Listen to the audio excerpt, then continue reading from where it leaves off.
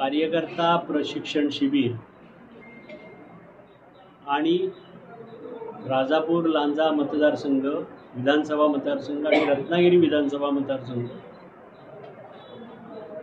यांच्यासाठी आलेल्या निरीक्षकांसमवेत त्यांची चर्चा असा हा एकत्रित कार्यक्रम आज आयोजित केलेला आहे आणि सगळे आपलं पहिल्यांदा स्वागत करतो।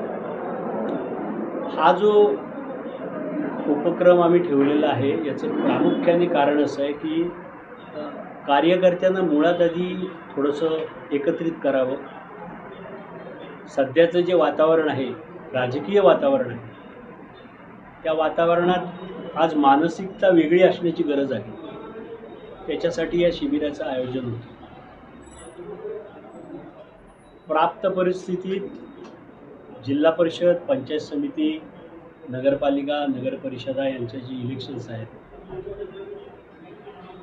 त्याची पूर्वतयारी असं आज म्हणता येणार नाही, पण त्या विषयाचं सुतोवाच करावं, कार्यकर्त्यांची थोडीशी चर्चा करावी म्हणून दोन्ही विधानसभा मतदारसंघाचे निरीक्षक आज इथे आलेले आहेत। आम्ही काँग्रेस पक्ष म्हणून असा प्रयत्न करतो आहोत की आज जे काय देशात वातावरण चालू आहे, राज्यात जे काय वातावरण चालू आहे, तिथे लोकांबरोबर राहण्याची भूमिका काँग्रेसने नेहमीच घेतली, ती आजही घ्यावी, ठामपणाने घ्यावी कार्यकर्त्यांनी, हा आमचा आग्रह आहे। मग ते मराठवाड्यातला जो प्रचंड महापूर आलेला आहे तिथे ज्या असंवेदनशीलपणे महाराष्ट्र शासन वागत आहे त्याचा आम्ही आज निषेधही केलेला आहे आणि तसं अधिकृतपणे पत्र आम्ही सर्वांनी आपल्या स्वाक्षरीने जिल्हाध्यक्षांच्या नावाने आम्ही ते पत्र कलेक्टरना दिलेलं आहे की तुम्ही एकरी 50,000 रुपये तातडीने ही मदत शासनातर्फे द्यावी आणि जी असंवेदनशीलता जी दाखवत आहे ती कृपया थांबवावी, कारण लोकांचे संसारच उद्ध्वस्त झाले, जमिनीची प्रचंड धूप झालेली आहे, लोक बेघर झालेली आहेत आणि हे सांगतायत की आम्ही सर्वेक्षण करतो आहोत। हे लोक रस्त्यावर आहेत आणि हे म्हणतात आम्ही सर्वेक्षण करतो आहोत, तर हे बंद व्हावं हा एक हेतू आहे।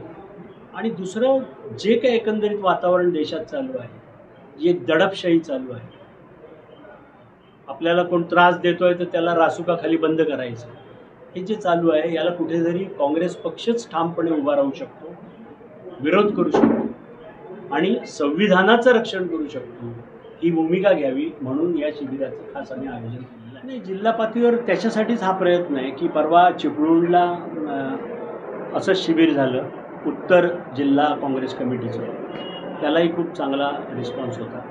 आज दक्षिणचं झालेलं आहे आणि आमचा असा विचार आहे की याच्यापुढे थोडंसं सातत्य ठेवून अशा प्रकारची वेगवेगळी शिबिरं आयोजित करावीत, थोडी कार्यकर्त्यांना अधिक माहिती द्यावी, अधिकची माहिती द्यावी।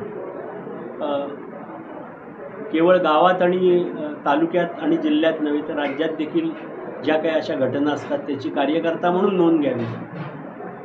पुढचा आमचा जो सेशन असेल तो सोशल मीडियावर तुम्ही कसं ॲक्टिवेट राहा, सोशल मीडियातले संभाव्य धोके काय आहेत याच्यासाठी देखील आम्ही एक असं आयोजन करणार आहोत। ते कदाचित आम्ही दोन्ही जिल्ह्यांचं एकत्रितसुद्धा आम्ही ते आयोजन करणार। स्थानिक प्रश्नांवर आपण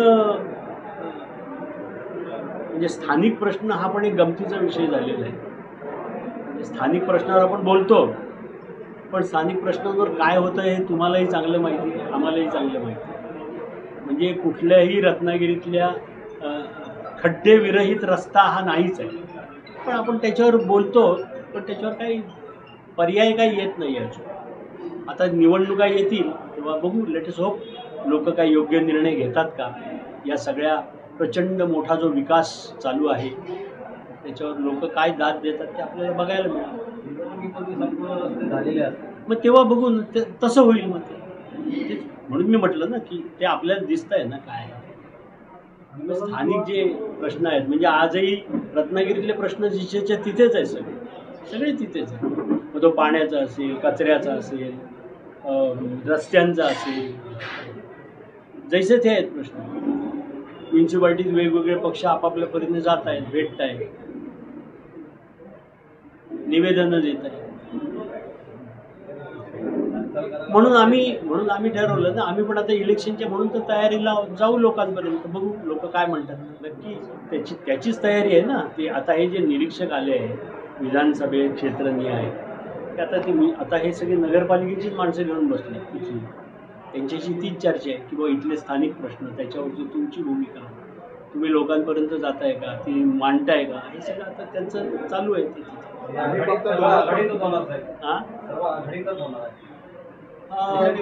नाही, निवडणुका ज्या आहेत त्याच्याबद्दल आमच्या पक्षाची स्पष्ट भूमिका अशी आहे की तुम्ही स्थानिक पातळीवर तुम्ही योग्य तो निर्णय घ्या. बरोबर आहे, तुम्ही योग्य तो निर्णय घ्या. तुम्हाला तिथे जो आवश्यक निर्णय वाटतो तो घ्या.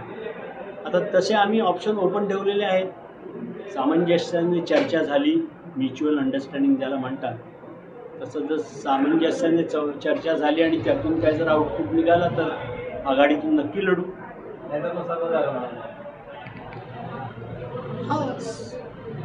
मला आज त्याच्यावर नाही बोलायचं, बघू, आधी चर्चा होते, लेटस होप. वाटतंय होईल चर्चा, प्रॅक्टिकली झाली तर आनंद आहे. नाही, घेतील ना, तिघेही घेतील असं काय मला वाटत नाही. पण मागची निवडणूक आणि ही निवडणूक तुम्ही तुलनाच करू शकत नाही, कारण एवढे आता तुकडे झालेले आहेत ना पक्षांचे पण, आता ते शोधायला लागतात सगळे पक्ष. फक्त काँग्रेस हा एकच पक्ष असा आहे ज्याचे तुकडे नाही झाले, जो आहे तो आहे. नाही, हा प्रश्न थोडासा वेगळा आहे. पालकमंत्र्यांच्या विरोधात कोण बोलतं ते तरी मला सांगा. नाही, कोण बोलतं ते तरी सांगा.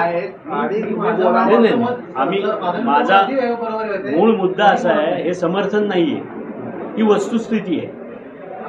कारण असं आहे की आम्ही पालकमंत्र्यांना प्रश्न विचारून नाही चालत ना. म्युन्सिपाल्टीच्या सीओला विचारायला लागतो, जिल्हा परिषदेच्या सीओला विचारायला लागतो, कलेक्टरला प्रश्न विचारायला लागतो, आणि तिथून ती गोलगोलच उत्तरे येत आहे. तर पालकमंत्री विकास कामात इतके मग्न आहेत की त्यांना वेळ नाही मिळत आहे खाली बघायला. काय करणार? आम्ही या संस्थांचे जे मुख्य आहेत त्यांच्याकडेच जाणार ना, कलेक्टर, SP, CEO, जिल्हा परिषद आणि म्युन्सिपाल्टीचा CEO, यांच्याकडेच जाणार. आणि जातात ना, आमची लोक जातात. असं तुम्हाला कदाचित तुमच्यापर्यंत पोहोचूच शकूच नसतो आम्ही कदाचित, पण जातात लोक. इथले जे CEO होते किरण पूजा तिकडे नाचले, हो, तिकडे त्याच्यावरती काँग्रेसने आवाज उठवला. इकडे का नाही उठवत? म्हणजे तुम्ही सक्षम म्हणताय एकीकडे आहे, नाही, इथे आवाज म्हणजे तिथे नाचला ते त्यांनी उचलला, इथे नाचल्यावर उचलू ना, इथे नाचल्याशिवाय कसं उचललं? असं काय? घरातले दोनच प्रश्न आहेत, एक रस्ता पार्किंग आणि हे बघा, एक मिनिट, तुम्ही सोयीने विसरत आहात. 15 ऑगस्टला आम्ही उपोषणाला बसलो, ते का नाही बोलत? तेव्हा आम्ही बसलो ना, उपोषण केलं ना 2 दिवस. नाही, एक मिनिट, आता मुद्द्याचं उत्तर देतो ना. किती लोक होतो? 5 लोक होतो का बसलो तेव्हा? सगळे होतो. रस्त्याचा विषय होता, VJNTचा विषय होता, दाखल्यांचा विषय होता. तर काँग्रेस काय ॲक्टिव्ह नाही आहे ना. रस्त्यासाठी पण बसलो आम्ही, शहरातले रस्ते आणि हायवे असं दोन्ही कंबाईन घेतलं होतं. याच्यामध्ये नेमकं काय पद्धतीनं आपल्याला पुढं जायचं आहे याची चाचपणी आमची सुरू आहे. ती चाचपणी झाल्याच्या नंतर सन्मानानं आम्हाला आघाडीमध्ये त्या ठिकाणी आमचा हिस्सा, आमचा वाटा योग्य पद्धतीनं मिळाला तर त्याचाही वेगळा विचार केला जाईल. तो आम्ही चर्चेचा रस्ता बंद केला नाही. चर्चाही आमचे स्थानिक पातळीवरचे नेते, राज्याचे दोन्ही सरचिटणीस आमचे त्या संदर्भामध्ये चर्चा करतील. आणि त्यातून आम्हाला वाटलं की आमच्यावर इथे अन्याय होतो, तर त्या दृष्टिकोनातनं आम्हाला काय चाचपणी करायला लागेल किंवा आम्हाला काय पावलं उचलायला लागतील त्याच्यासाठी प्रदेश काँग्रेसनं आम्हाला तशा पद्धतीचे अधिकार दिले. त्यामुळं आम्ही आज चाचपणी सुरू केली आहे. प्रशिक्षण घेण्याचा उद्देशच हा होता की कार्यकर्त्यांच्यामध्ये एक नव्या पद्धतीनं उत्साह व्हावा. शिबिराची प्रथा कुठेतरी खंडित झाली होती, ती शिबिराची प्रथा पुन्हा आम्ही नव्यानं सुरू करतो. काँग्रेसचा नेमका विचार काय आहे, महात्मा गांधींचा विचार काय आहे, जवाहरलाल नेहरूंचा विचार काय आहे, हा विचार तरुण पिढीच्या पर्यंत जाऊन तरुण पिढी पुन्हा एकदा काँग्रेसकडे आक्रोश होईल, काँग्रेसच्या विचाराकडे येईल. आणि या देशामध्ये घटना पायदळीत उडवण्याचं कारस्थान गेल्या 11 वर्षामध्ये जे जोरात चालू आहे.